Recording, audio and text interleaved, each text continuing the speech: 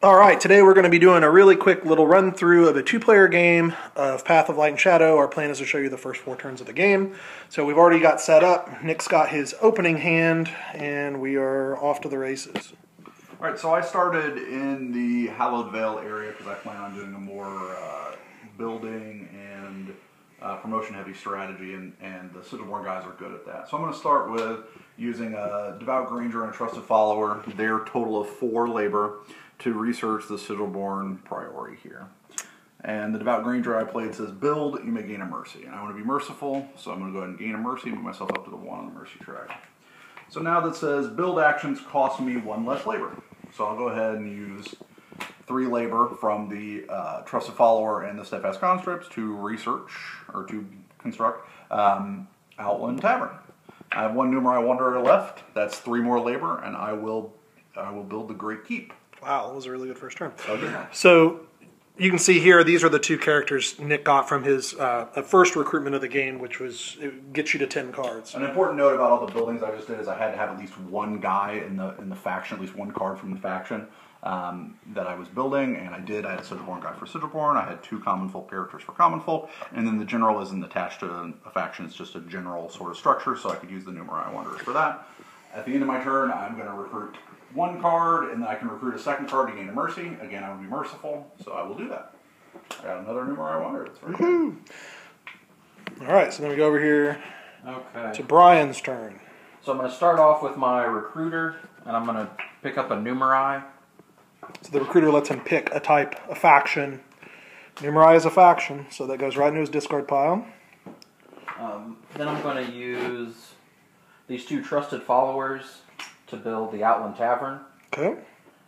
And I'm going to promote one of my Steadfast Conscripts with the other Steadfast Conscript. And do you want a mercy or a cruelty? I think I'm going to go Cruelty.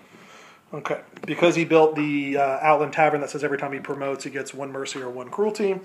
As you start to move up this track here, when you get to the end, every time that you would gain a mercy or cruelty, you actually gain a victory point for each one that you would do. And then I'm just going to take 1 recruit action so I don't get mercy. You guys aren't moving. You can also move once per turn. But right now, it's in their interest to kind of stay in these villages. Yep. So here we go. So I move on to turn 2. So now that I have a bunch of cards in my discard pile, I'm going to promote some of them so that I don't have to be promoting cards from my hand. I'll use a Trusted Follower to promote a Cathedral Mason, or Cathedral Builder into the Cathedral Mason. So you go down here to the upgrade deck, and you'd pull out the appropriate card. The upgrade cost is in the lower left-hand corner of the card, so this one's 2 labor. I used a Trusted Follower that had 2 labor, and what happens is this guy goes back to the deck where he came from, which you can see at the bottom, and then I gain the Cathedral Mason, and it'll go straight to my discard pile. This guy on the bottom of this deck. And if he wanted to, he could promote that character once more and then get the legend. That's true. And since I have the Outland Tavern built, whenever I promote a card, I gain a mercy or a cruelty. I will gain a mercy. And then I will repeat this process for the Trusted Follower and the Steadfast Conscript. So typically, when you promote or cull cards, they go back to their deck. But for the starter cards actually just go out of the game. And then I will do this once more for the Trusted Follower here. So I've promoted 3 times as a sort of a shortcut. I'm going to do them all at once so that I don't have to keep going back and forth through the piles. So I'll gain 3 mercy. I will gain a Trusted Loyalist, a Steadfast Guard, and another Trusted Loyalist. Trusted Loyalist, Steadfast Guard. These guys go in my discard pile, and as Travis just said, these are starter cards, so they get returned to the box. I have 1 last card. I can't promote anything with it because it only has 1 labor and 2 strength, and all my guys require 6 of combination or 2 labor. So what I'm going to do is I'm going to go ahead and try to conquer Pilgrim Walk. Now, it's mathematically impossible for me to conquer Pilgrim Walk. The best I can get on a roll of 2 dice is 6. And whenever you conquer, you roll dice equal to the highest strength of the cards that you're playing. I'm only playing 1 card, so it's obviously 2. But what I'm trying to do here is put some ruin on Pilgrim Walk so it's easier to conquer in the future. I failed. You have a reroll though with your Great Keep. I do, so I will go ahead and reroll this blank, and I did get a ruin. So I will pop off 1 strength or 1 defense value worth on that. I'm done with my turn, so my cards in my play area get put in my discard pile, and then I will recruit 2 cards so that I can gain a mercy. going up to 6. So the merciful decks tend to be larger, whereas the cruel decks tend to be smaller and more lean. But the mercy decks also tend to promote more. And as you promote, cards are worth victory points. As you can see here, this one here, down there in the bottom, that guy's worth 1. The legend that you would, there's only 1 of that character, the steadfast captain, and he would be worth 4. Okay. Influence. So I'm going to try to promote some things so it's easier on my next turn to take some territories over. So I'm going to promote these 2 trusted followers. I'm also going to promote a steadfast card. And then I'm going to use this blood hammer to promote my Horde Marauder. And when you play the Bloodhammer, I get to call a card. So I'm going to go ahead and call this card from my hand because it's just got labor on it.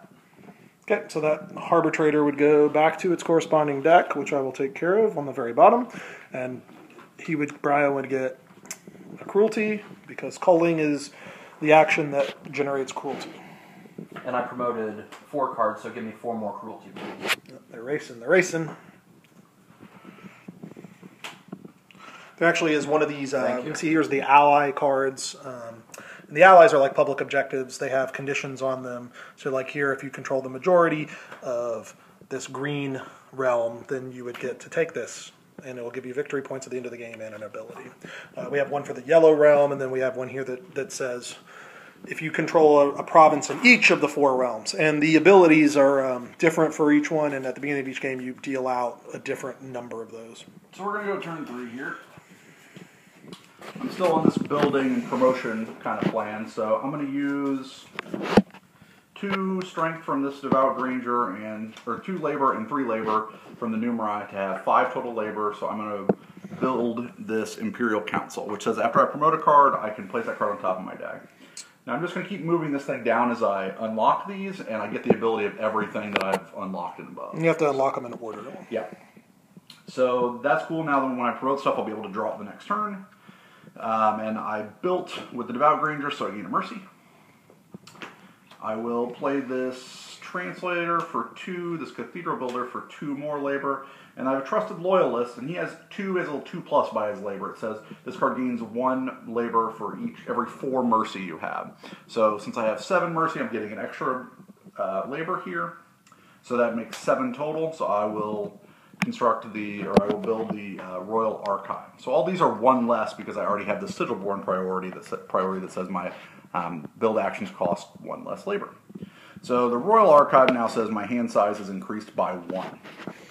And it's important to note here that the Cathedral Builder, he could actually have added a defense back to his current province, but since he's trying to take that over, that's not really in his interest right now. Yep, so I'll put these guys in my discard pile. I will again recruit 2 cards from Hallowed Vale to gain a Mercy. Usually the first year of the game is all about kind of setting up, getting your deck to be what you want it, laying the foundation for your strategy, and then as you get into the 2nd, 3rd year, a lot more conquering and the player conflict kind of arises. What do you got? So I didn't draw many of my upgraded cards, but I think I'm going to use, I have 4 labor here amongst my things. I'm going to go ahead and build the Great Keep. Okay. Because I'm going to use these 2 to conquer Jezra Vale.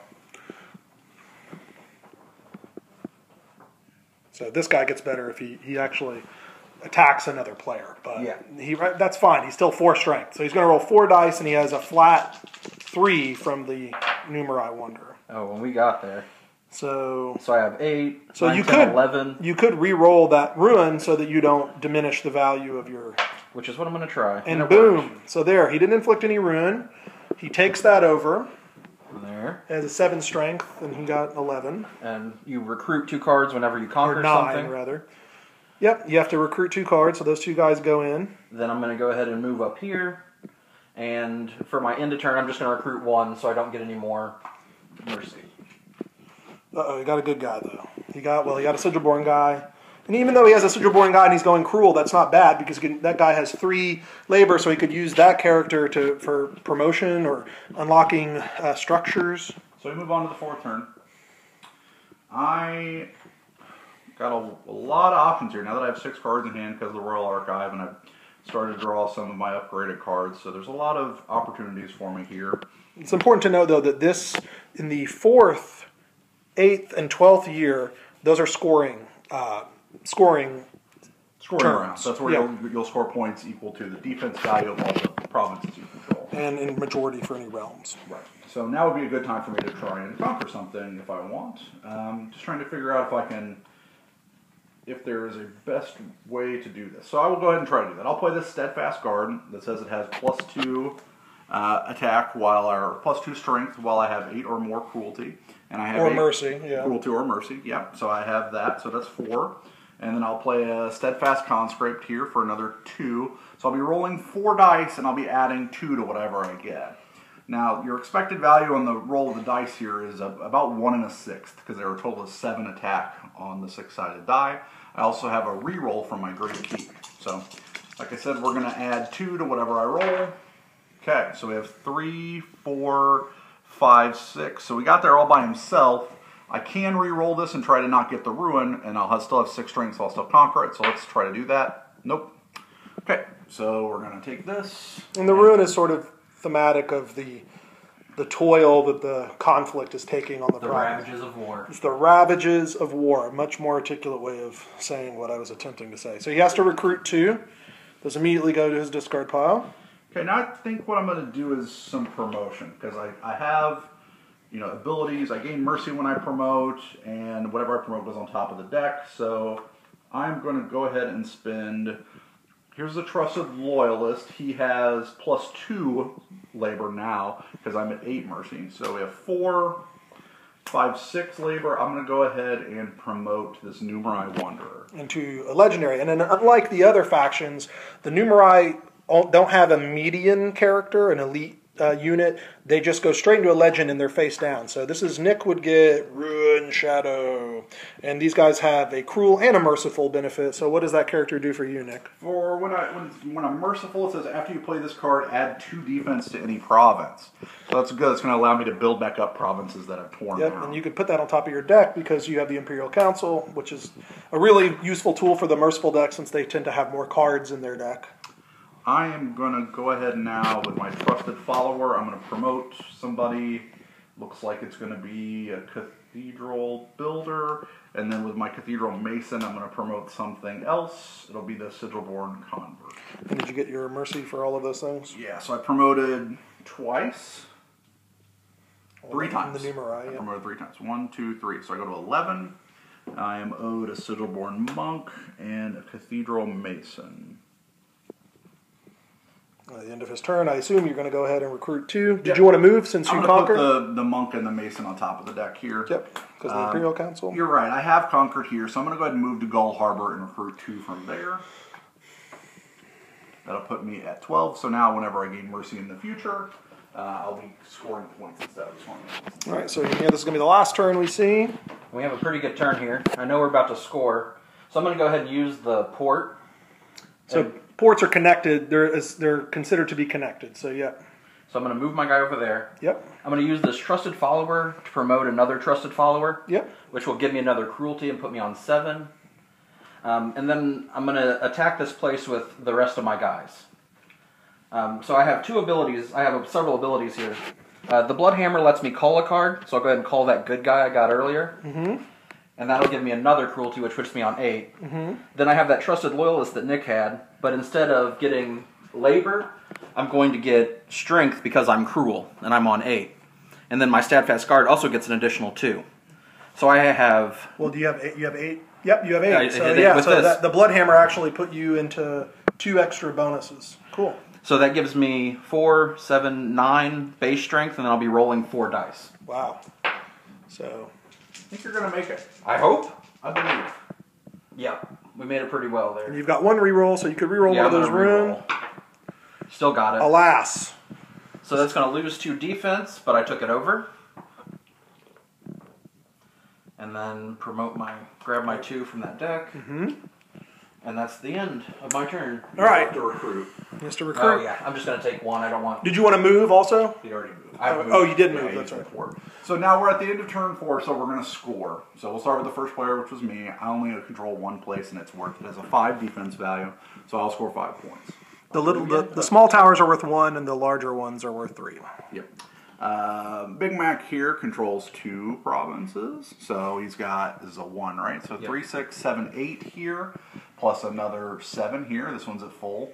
So it'll gain 15 for that. So you're gonna move yourself up 15, and then he plus the realm. Right, he controls the realm here of the Riverway. The Riverway sovereignty. So he'll score another 4 points. Whenever you control a realm, you score points equal to the round. Yeah, so 4, 8, and 12 points for a realm. So realm control gets really important as the game goes on. What Big Mac just did was actually very tough to pull off. So getting realm control early is pretty good. And but Nick right now has a lot of points in his actual deck because he's gone through and taken the time to promote a number of his characters. And he's only 1 away here from the Exalted Domain, which will reward him 1 additional point for every unit in his deck that is worth 1 point or more. So that's pretty much a rough and quick version or example of gameplay. Sorry for the shaky handheld iPad, but you know. Think about the only action that we didn't take was claiming one of the leaders here. When the allies, I'm sorry, they were called leaders before. So they all have a requirement in the upper right-hand corner. If you meet that requirement during your turn, you can gain one of them and you'll take them and you'll put it right next to your mat. And then you'll have that ability for the rest of the game, and then they score points at the end of the game. You can only do this once a turn, but it's rare that you would meet the same requirement several times. And once you claim them, you can't lose them. And that's pretty much it. We hope you guys enjoyed this and it helped. Again, sorry for the shaky handheld iPad footage, but that's what we got. So if you got any questions, definitely feel free to ask below. And thanks for watching.